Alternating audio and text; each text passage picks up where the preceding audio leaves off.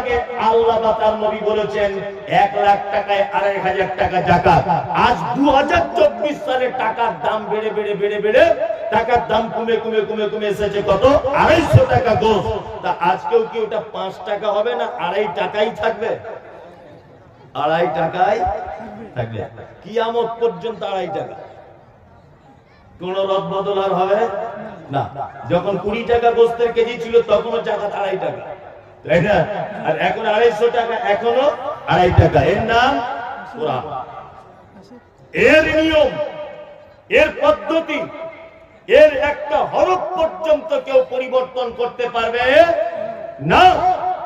মাঝখানে আর একটা কথা মনে পড়ে গেল, সেটা হচ্ছে এই আপনারা জানেন ইতিহাসের খবর যারা রাখেন, উইলিয়াম ক্যাম্বেল বলে একজন মানুষ, উইলিয়াম ক্যাম্বেল নাম সকলেই শুনেছেন।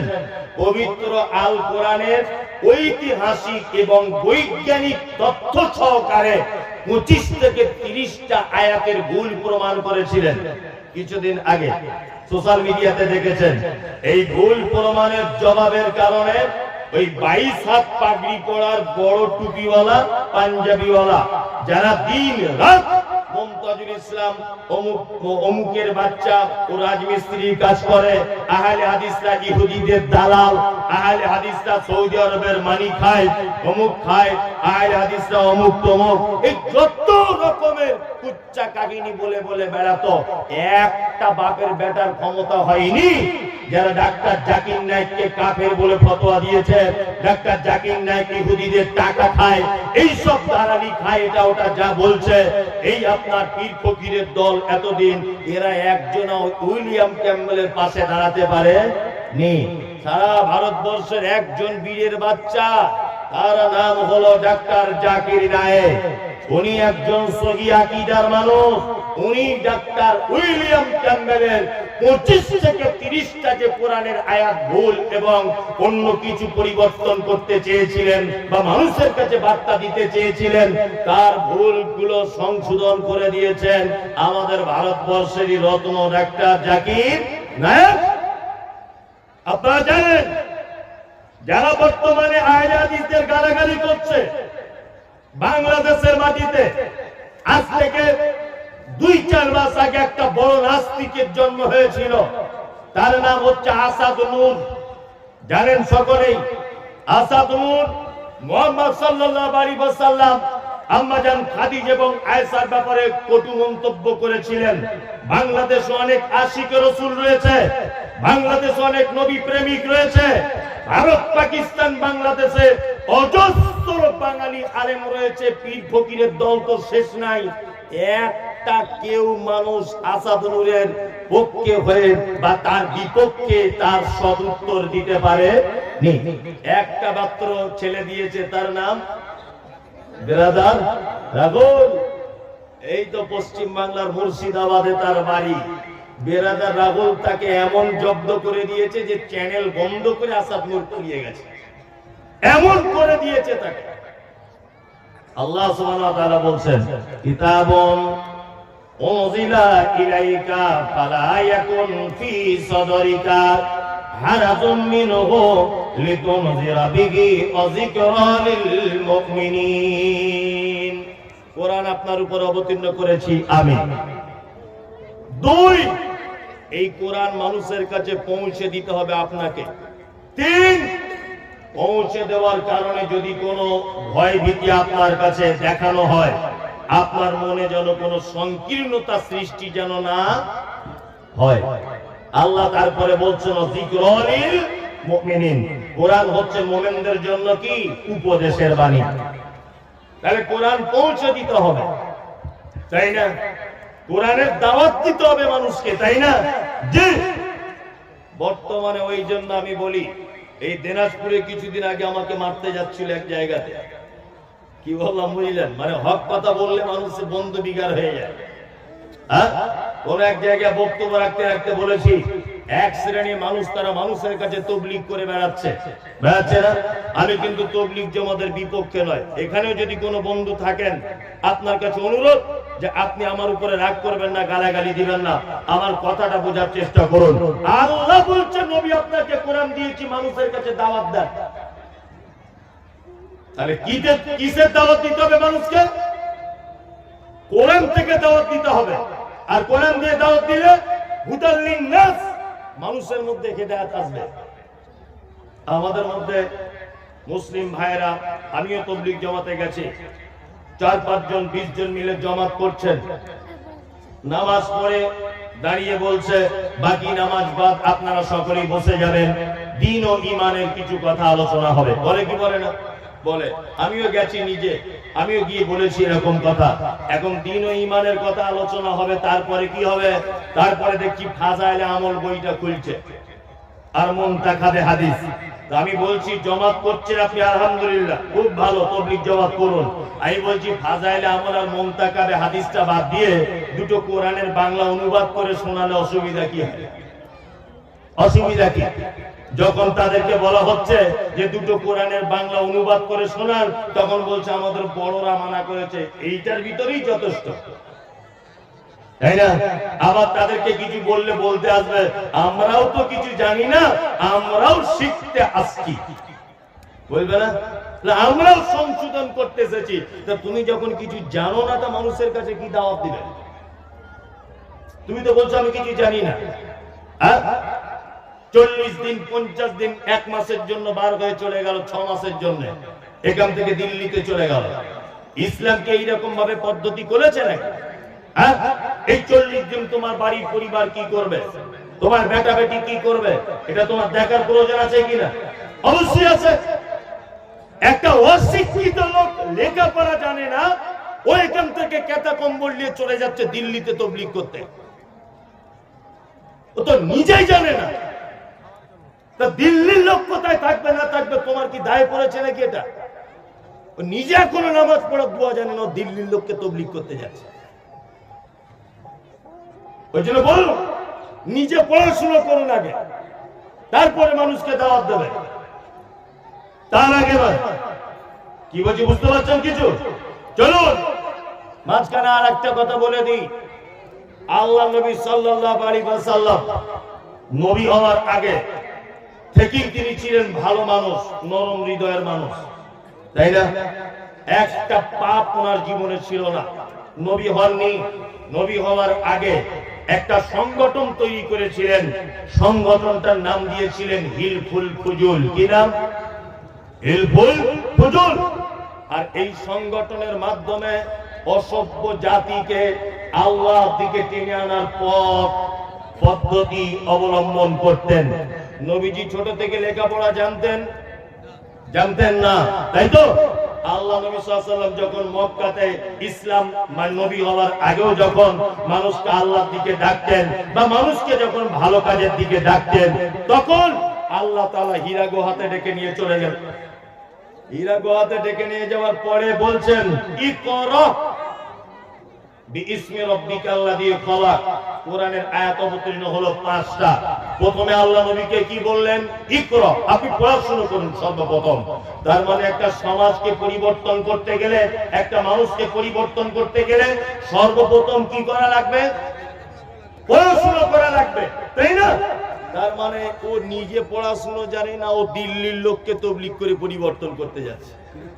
এ ঠিক বোকা। আগে তুমি নিজে হাদিস কোরআন বাড়িতে কিনে পড়াশোনা করো, তবেই তো যাবে। আর 2 নম্বরের কথা হচ্ছে এই, মানুষের কাছে যদি তাবলীগ করাই যদি লাগে, 2টি জিনিস দিয়ে তাবলীগ করা লাগবে।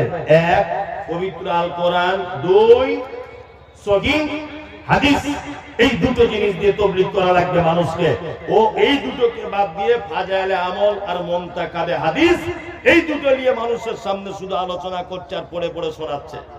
আর যত রকমের জাল জয়ীফ হাদিস, আল্লাহু আকবার, মুনতাখাবে হাদিসের ভিতরে তো অজস্র জাল এবং জয়ীফ হাদিস আছে। আপনাকে আমি সব লিস্ট একটা একটা করে মোবাইলে আমার সব সেট করা আছে। আপনি যদি চান অবশ্যই আপনাকে এখন আমি দেখিয়ে দিয়ে যাব। এত জয়ীফ হাদিস আছে ওর ভিতরে। আল্লাহ তুমি জাতিকে সঠিকভাবে মানুষদেরকে দ্বীনের দাওয়াত দেওয়ার পদ্ধতি দান করো, বলুন আমিন। আমিন। চলুন আল্লাহ তাআলা তারপরে বলছেন দ্বীনের দাওয়াত দিতে গেলে আপনার উপরে বিপদ আসবে, আপনার উপরে বাধা আসবে। দ্বীনের কথা বলতে গেলে আপনাকে জাতি বার করে দিবে। কোরআনের কথা বলতে গেলে আপনাকে মার খেতে হবে, কোরআনের কথা বলতে গেলে উটের ভুঁড়ি চাপিয়ে দেওয়া হবে, কোরআনের কথা বলতে গেলে আপনার মেরে দাঁত ভেঙে দেওয়া হবে। আপনাকে কোরআনের কথা বলতে গেলে আবু বকরকে নিয়ে মদিনায় চলে যেতে হবে।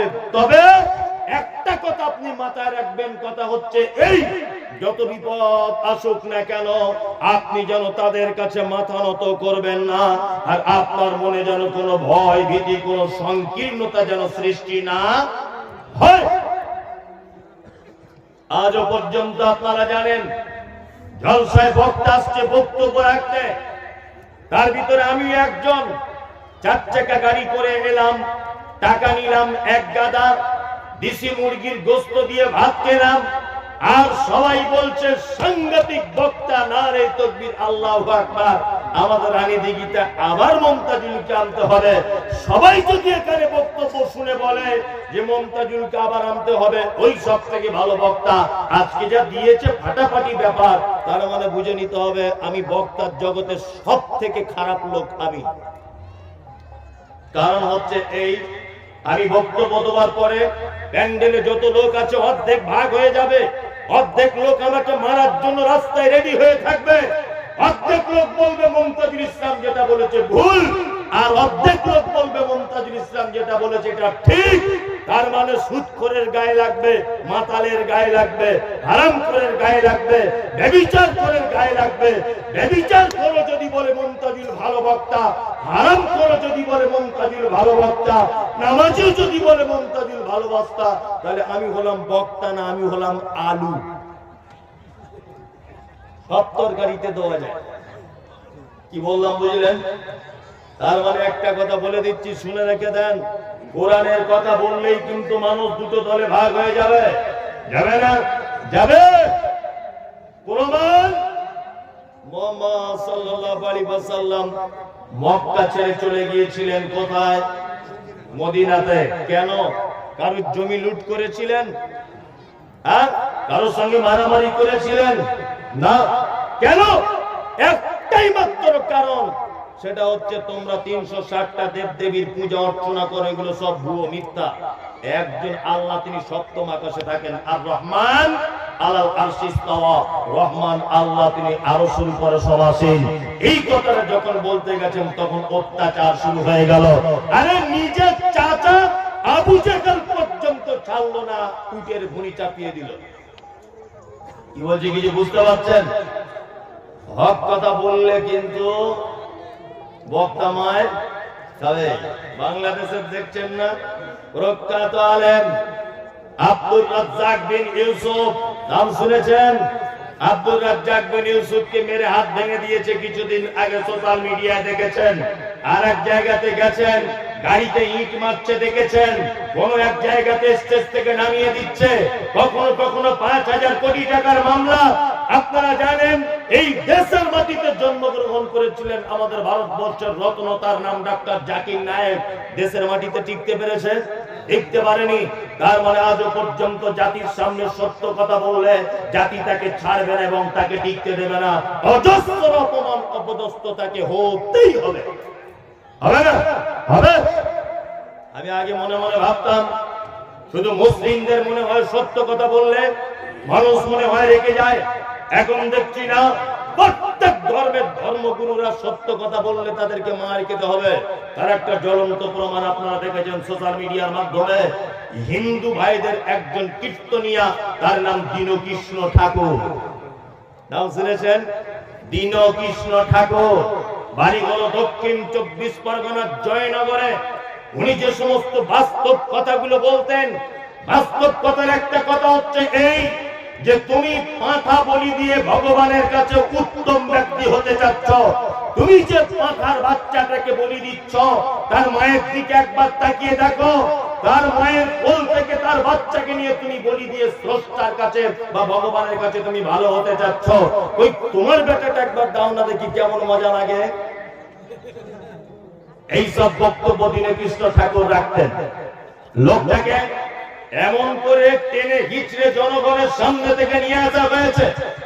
অন্ধত্ব এবং বাগদাদুর 14 পুরুষ যা করে গেছে আছে সেটা করব, এইটা উচ্ছেদ করার জন্য দীনকৃষ্ণ ঠাকুর যা বাস্তববাদী বক্তব্য রাখেন, এই বাস্তববাদিতার কারণে কট্টরপন্থী কিছু সনাতনী ভাই এটাকে কিন্তু সাপোর্ট করতে পারছে না।